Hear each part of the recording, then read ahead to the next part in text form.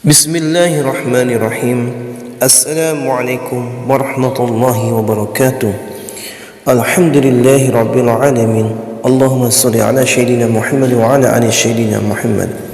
Sahabat, teman-teman yang beriman, pertama-tama marilah kita memanjatkan puja dan puji syukur kita kehadiran Allah Subhanahu wa taala, yang mana atas limpahan rahmat, hidayah dan inayahnya kita semua hingga detik ini masih bisa dapat bernapas, masih bisa dapat menambah pundi-pundi amal kita untuk menjadi bekal kita menghadap Allah Subhanahu wa taala. Kemudian salawat beriringkan salam selalu kita sampaikan, kita curahkan kepada junjungan kita Nabi besar Muhammadin sallallahu alaihi wasallam. Sahabat yang beriman, dalam kesempatan ini kita akan mengulas tentang bacaan-bacaan yang tidak diperbolehkan di dalam solat. Saat solat ada bacaan yang wajib kita baca seperti Al-Fatihah di setiap rakaatnya. Ada juga bacaan sunnah-sunnah seperti surat-surat pendek Al-Quran yang dibacakan di 2 rakaat pertama. Lalu bisakah kita menambahkan doa-doa pribadi yang sifatnya duniawi? Syekh Ali Jum'ah punya jawaban, dikatakannya orang yang solat boleh membaca zikir dan solat selama tidak bertentangan dengan hadis dan Al-Quran. Pendapat ini didasarkan pada argumen Imam Ibn Hajar Al-Asqalani yang berkata, Imam Ibn Hajar dalam Fathul Bari saat menjelaskan sabda Nabi mengenai doa yang dibaca setelah tasyahud, kemudian orang itu dipersilahkan berdoa dengan sesuatu yang mengagumkan dirinya, dan orang itu pun berdoa. Berdoa memohon untuk kebaikan duniawi boleh-boleh saja. Doa-doa yang bersifat duniawi, misalnya dilancarkan rezeki, segera bertemu jodoh, untuk meminta keturunan, itu boleh dilakukan. Hal ini juga dibenarkan oleh Imam Al-Baji dalam Al-Muntaqa Syarah Al-Muwatta. Beliau berkata hal ini sebagaimana Imam Malik berkata, tidak masalah berdoa dalam solat maktubah dan dengan bentuk doa sesuai yang dikehendaki, baik berupa doa ukhrawi ataupun duniawi, baik yang sesuai dengan doa dari Al-Quran ataupun mengarang sendiri. Bacaan yang diharamkan dalam solat. Fenomena menambahkan bacaan dalam solat pernah dilakukan oleh Ibnu Umar. Dalam kalimat syahadat, Ibnu Umar berkata, tidak ada sekutu baginya, dan aku bersaksi bahawa Muhammad adalah Rasulullah. Kita mungkin sudah melakukan solat selama puluhan tahun, tapi ternyata ada fakta penting yang harus kita ketahui mengenai surat-surat yang dibaca setelah Al-Fatihah. Dalam solat selama ini mungkin kita terbiasa membaca surat pendek tanpa memperhatikan urutannya.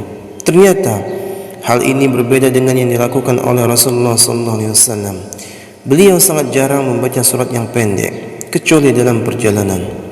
Saat solat subuh, Rasulullah SAW terbiasa membaca surat Qaf pada rakaat pertama dan surat Ar-Rum pada rakaat kedua. Beliau juga pernah membaca surat At-Takwir dan surat Al-Zalzalah. Nabi Muhammad SAW memilih membaca surat yang tergolong panjang ketika solat. Hal ini pernah dialami sendiri oleh salah seorang sahabat dari Abu Sa'id Al-Khudri. Ia berkata, suatu ketika sholat zuhur ditunaikan, terus seseorang pergi ke perkampungan Baqi dan ia melaksanakan aktivitasnya di sana. Kemudian ia berwudu, lalu mendatangi jamaah sholat, dan Rasulullah SAW masih berada pada rakaat pertama karena saking panjangnya apa yang beliau baca. Hadis riwayat Muslim. Pemilihan surat yang dibaca secara berurutan.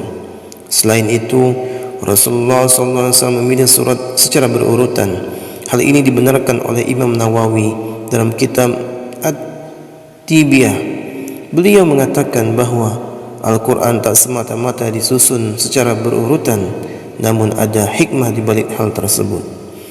Karena itu sudah sepatutnya ketika kita membacanya mesti berurutan. Hal ini juga berlaku ketika solat, misalnya membaca surah Al-Baqarah di rakaat pertama, kemudian di rakaat kedua membaca surat Ali Imran, begitu seterusnya. Bagaimana jika pada rakaat pertama kita membaca surat An-Nas? Imam Nawawi meriwayatkan bahwa sebagian ulama mengatakan setelah membaca surat An-Nas dilanjutkan dengan surah Al-Baqarah pada rakaat kedua. Lalu bagaimana jika ada orang yang setelah membaca surat An-Nas di rakaat pertama kemudian malah membaca surat Al-Ikhlas di rakaat kedua? Imam Nawawi menyatakan bahawa hal itu tidak dihukumi boleh, walaupun ada sebagian ulama yang juga membaca surat-surat secara tidak berurutan dalam solat. Namun sebagian lainnya tetap tidak menyukai orang yang membaca Al-Quran tanpa memperhatikan urutan. Ada pengecualian dalam membaca Al-Quran secara berurutan dalam solat.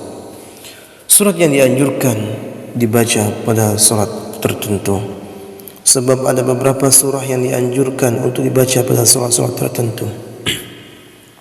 Misalnya, surat subuh pada hari Jumat disunahkan membaca surah As-Sajdah pada rakaat pertama dan surah Al-Insan di rakaat kedua. Beda lagi ketika kita sedang mengajarkan anak menghafal surah-surah pendek. Boleh urutannya dimulai dari surah An-Nas dan berlanjut sampai dari surah Ad-Duha.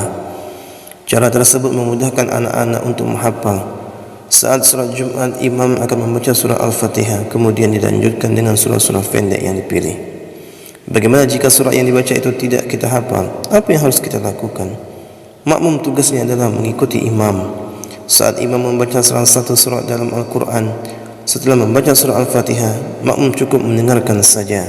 Namun ada pengecualian ketika imam membaca surat At-Tin. Hal ini dijelaskan dalam hadis Rasulullah SAW ketika imam membaca ayat terakhir, bukankah Allah hakim yang seadil-adilnya? Maka makmum menjawab saja, menyaksikan hal itu. Hadis riwayat Abu Daud dan At-Tirmidzi. Dalam surat kita sudah diperintahkan untuk mengikuti cara salat Rasulullah. Kerjakanlah salat sebagaimana kalian melihatku melakukannya. Hadis riwayat Bukhari. Itulah tadi sahabat, mudah-mudahan bermanfaat. Mudah-mudahan kita semua mendapatkan keberkahan dari Allah Subhanahu wa taala. Mudah-mudahan rezeki kita dilancarkan oleh Allah Subhanahu wa taala. Wallahu alam. Apabila ada kata-kata salah mohon dimaafkan. Kebenaran hanya milik Allah Subhanahu wa taala. Saya